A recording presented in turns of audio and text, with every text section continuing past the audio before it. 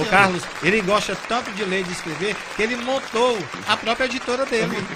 Na verdade, a editora e a gráfica, tá? Que faz a impressão das obras dele. Que fantástico isso aqui. Vou até mostrar algumas aí, ó. Dá pra mostrar algumas aí, Popó? Olha aqui, ó. No ritmo do Gonzagão, ele me presenteou alguns já. E vai mostrando aí que eu vou dizendo, né? Que a gente tem mais de 40 cordéis. Esse aí é o Raimundino, né? Esse Raimundino eu fiz para o Raimundo Neto, né? Que é um grande escritor, e ele disse: Carocas, parece comigo. Esse daí. Esse é um poema bem interessante, que nos meus recitais, geralmente eu encerro com um poema do Amazon chamado A Semelhança do Saco para o Papo, né? Poema, digamos, adulto.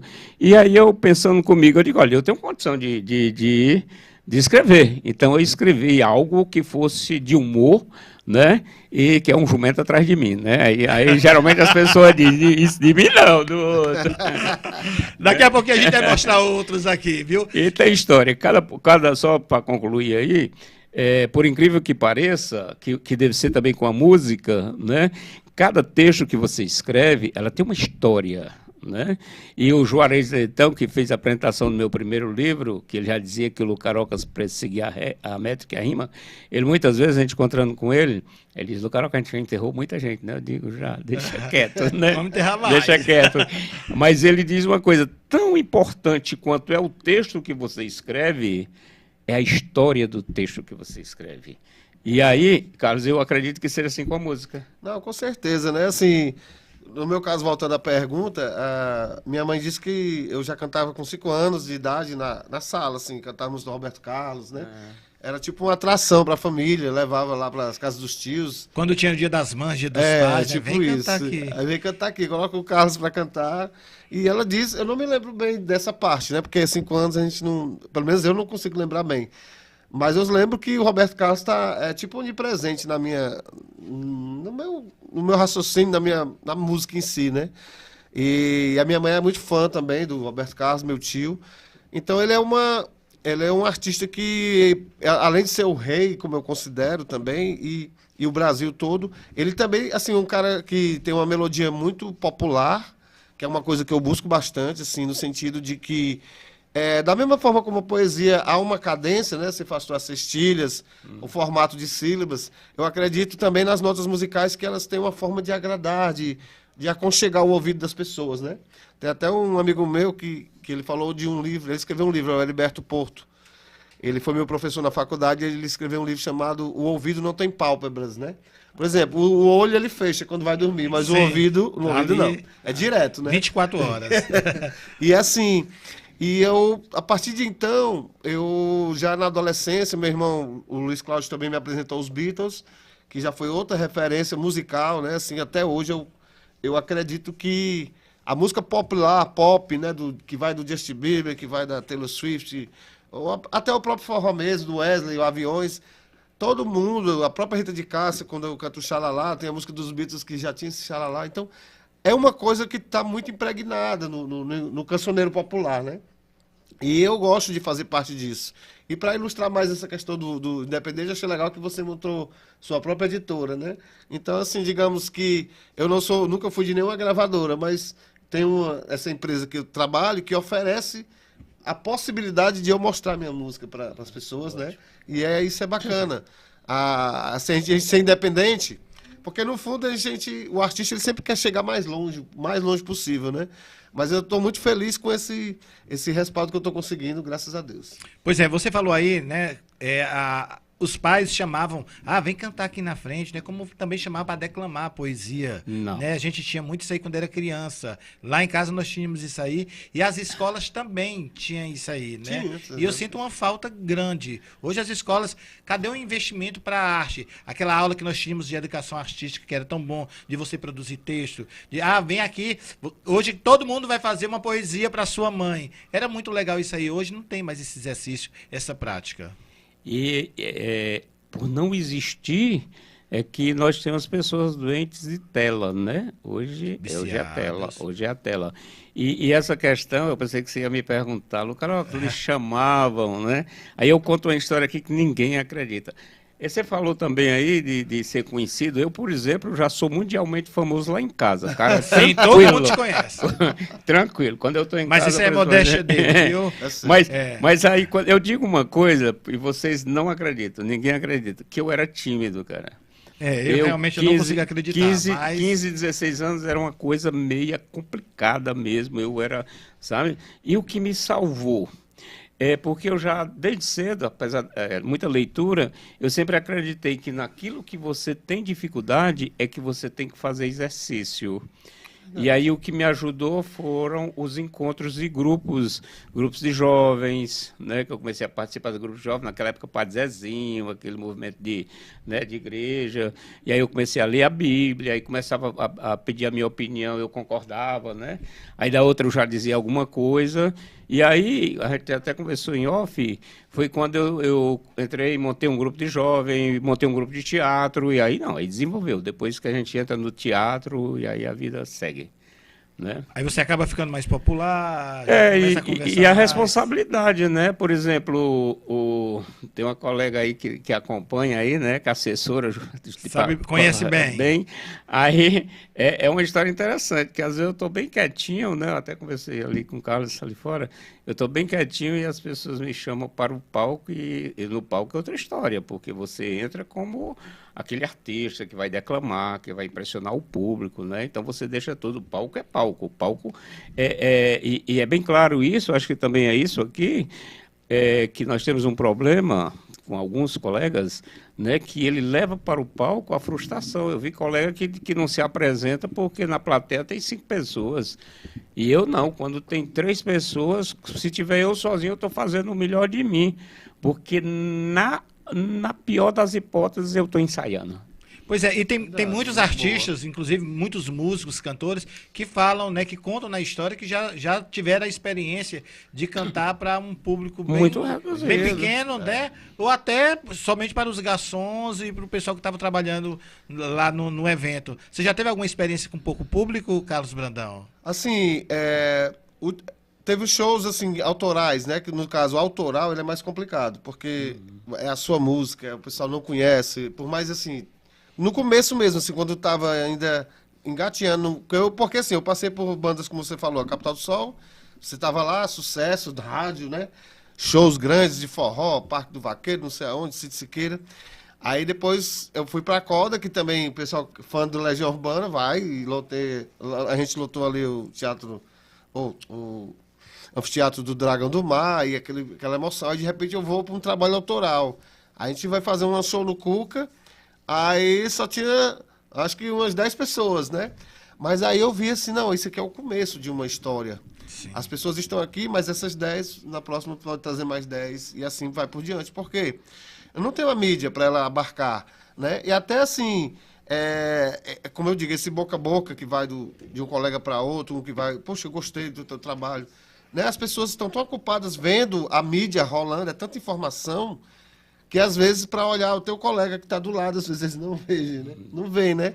Então você precisa, parece que dar uma volta por cima para poder a pessoa, você vir de fora para poder o pessoal lhe ver. Mas assim, eu sempre tratei isso como um ensaio também. Eu achei legal que eu sintonizei com a sua ideia, porque naquele momento, por mais que não tenha ninguém ou poucas pessoas, você está no mínimo ensaiando, aprimorando aquilo para uma ocasião na frente que possa ter bem mais, né? Eu tive 2 momentos bem interessantes. Uma vez eu cheguei em Iguatu, tinha lançado meu primeiro livro, e como eu já disse, eu não sabia que eu ia ter a dimensão, e eu estava no Iguatu numa exposição, aí chegou uma pessoa e disse, Lucas, comprei seu livro. Eu digo, foi você? Aí quando... Não. Foi você que comprou? Não, mas tem outra história interessante, eu estava... Me convidaram, naquele tempo tinha os movimentos universitários, no Iguatu tinha semana universitária, né? Aí eu estava lá no barzinho esperando a oportunidade de eu subir ao palco, porque eu não tinha a habilidade que eu tinha hoje, né? Eu lia o poema, ia ler o meu livro lá. Aí chegou um rapaz da organização e disse, cara, depois que aquele velhinho ali terminar, é tu. Desse jeito, depois que aquele velhinho terminar, é tu. Depois eu descobri que o velhinho era Patativa do Assaré, e eu era eu, né? E eu não sabia...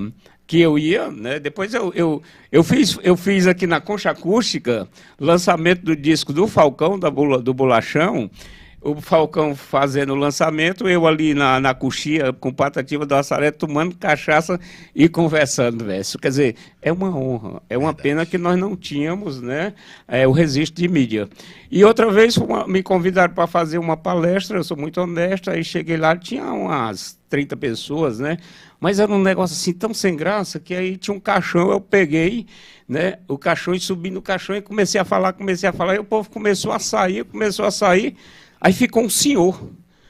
Aí eu fiquei muito feliz, fui agradecer, ó, muito obrigado por o senhor ter ouvido até o final. Ele disse, não, o caixão é meu, eu quero que o senhor saia Tô só esperando. saia de cima para eu levar meu caixão.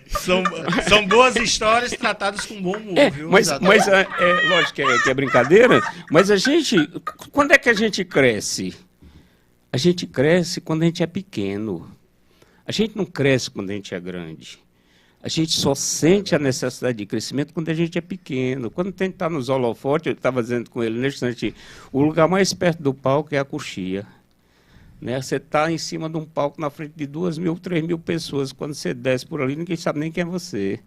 E se você não se tratar, não se cuidar e ver que você é maior do que 2.000 pessoas, porque você é a pessoa mais importante da sua vida, você não vai. Então você tem que ser pequeno.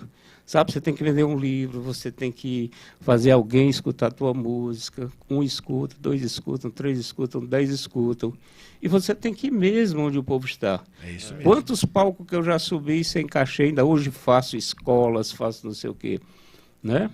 Porque você tem que fazer mesmo, tem que semear. E é um prazer também, porque quando a gente faz isso, pelo menos, né? Não, se estão te convidando também, né? Você já tem que se sentir honrado, que opa, estão me chamando, então o seu trabalho ele tem alguma relevância. Eu já tive algum problema.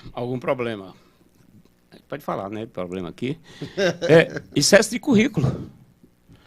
Eu não arranjo nem amizades nos como é o nome desses aplicativo, que às vezes começa a conversar comigo, eu digo, olha meu currículo aí, quando olha, visto, isso é importante demais. Né? Mas uma vez eu fui convidado por um vou ser bem modesto, deixar modesto de lado, eu fui convidado, aliás, eu já fui estudado, o Lu Carocas, autor, já fui estudado na Universidade Estadual, Universidade Federal, algumas universidades de São Paulo e uma universidade aqui no interior, acho que Maranguape. E aí me convidaram para eu ir, né? Fizeram entrevista, aquela coisa. E aí perguntaram pelo cachê. Lu Carocas, e o cachê, quanto é que você cobra? Eu digo, vamos fazer o seguinte, vocês pegam um envelope, joga dentro qualquer coisa e me dá, né? E fizeram assim, foi excelente. Só que uma das alunas trabalhava numa escola e foi convencer a dona da escola a levar o Lu Carocas lá. E depois ela me confessou que pegou meu cartão, pesquisou na internet e disse, esse cara não vem aqui não. Percebe? Excesso de currículo. Mas não é excesso de currículo. A gente é normal como outro qualquer. Qual é a diferença do meu currículo para o seu? É que cada um busca fazer aquilo para se aprimorar. Só isso. Mas é porque, às vezes, Luca, assusta. Tá? Sim, assusta, acha, fala, poxa, será que não vai ser muito alto? Eu tive uma experiência, porque eu trabalhei em algumas empresas durante muito tempo, né? Aí por ser formado em letras, direito, administração, tem pós, tudo. Uma vez eu fui participar de um processo seletivo e eu fiz todas as provas e até passei nas provas, né? E não me chamaram, né? E aí depois eu fui lá no RH só para pegar um feedback. O que foi que aconteceu? Porque eu fiz as provas, me dei super bem. Ela falou assim, desenfeita o teu currículo. Tem muita coisa, tira algumas coisas ali porque assusta, tá? Ninguém vai querer te contratar sabendo que tu tem mais experiência do que ele. Né, desenfeita, isso aí não me sai da cabeça. E foi mais ou menos isso, o que você falou. Olha, Luiz Gonzaga, eu tô vendo que você escreveu No Ritmo do Gonzagão, e o Carlos Brandão como músico, como cantor, não tem como a gente não se influenciar pelo Luiz Gonzaga. Com certeza, né? Eu tenho também uma experiência muito boa com o Luiz Gonzaga. Uma vez eu fui participar do programa do Carneiro Portelo, que é o Ceará Caboclo, né? E quando eu vi lá um forrozinho tocando baixinho, quando eu olhei, eu falei, eu não acredito, era o Luiz Gonzaga. Isso aí na década de 80, né? Na época eu tava com uma máquina Love, aquela máquina descartável, né? Conseguiu e fazer? eu falei, não, vou tirar uma foto assim. Eu pensei no começo, mas aí eu vendo ele tocar, eu fiquei assim tão abobalhado, olhando, sabe? Ele tocando baixinho, ensaiando baixinho, para depois se apresentar, que não tirei foto nenhuma, tá? Bateu um arrependimento muito grande, mas Eu não tenho a foto, eu não tenho um registro da foto, mas eu tenho tá na esse memória. registro aqui. Memória. Então, vocês tiveram alguma influência de Luiz Gonzaga? Qual a importância para vocês de Luiz Gonzaga na poesia, na literatura, no cordel, na música? Na música, assim, ele é o cara, assim como eu gosto de rock, né?